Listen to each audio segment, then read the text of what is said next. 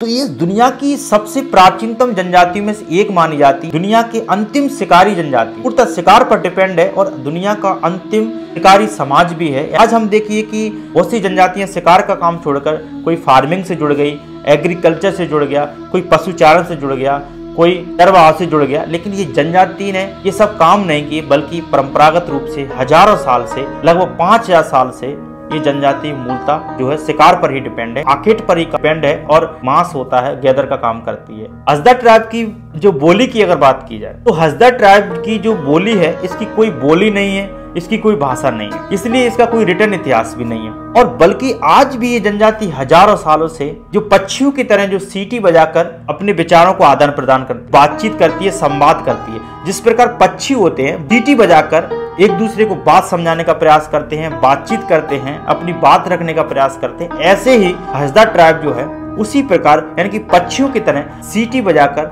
बातचीत करती है, संवाद करती है, विचारों का आदान प्रदान करती है। तो इस जनजाति के पास कोई लैंग्वेज नहीं है। तो आप देखिए स्टोन एज से आज तक लगभग 5000 साल तक इस जनजाति की कोई भाषा नहीं है। इतनी पुरानी जनजाति है। ये जनजाति का जब मैं अध्ययन कर रहा था तो इस जनजाति ने मुझे प्रभावित किया। बताया जाता है, इतिहासकार कहते हैं कि जनजाति की कोई भाषा नहीं है। सीटी बजाकर जो अपने विचारों का आदान प्रदान करती है पक्षियों की तरह, उस भाषा को किलकिंग भाषा के नाम से जाना जाता है, क्योंकि भाषा में ये संवाद करती है और उन्हीं मनोभावों से जो है ये जनजाति के सदस्य उसी भाषा को समझते हैं। आज के समाज में देखिए, हम लोगों में देखिए, जो हम अपने आप को सब बताते हैं, पूरी दुनिया में न जाने कितनी भाषा हैं, कितनी बोलियां हैं और कितनी लिपि हैं। तो इस जनजाति के पास ऐसा कुछ नहीं है। आज से नहीं, लगभग 5000 सालों से हमारे जीवन में कितना परिवर्तन आया, लेकिन इस जनजाति के जीवन में कोई परिवर्तन, इसका कोई रिटर्न इतिहास नहीं है। जबकि सिंधु घाटी सभ्यता है, इसमें जो लिपि प्रयोग की जाती थी, इनकी भी लिपि थी, इनकी भी बोली थी, लेकिन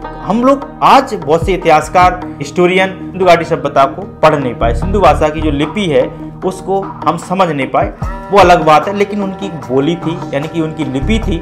लेकिन हसदा ट्राइब की ऐसी कोई लिपि नहीं है, ऐसी उनकी कोई भाषा नहीं है, बल्कि पक्षियों की तरह सीटी बजाकर एक क्लिकिंग भाषा का प्रयोग करते हैं।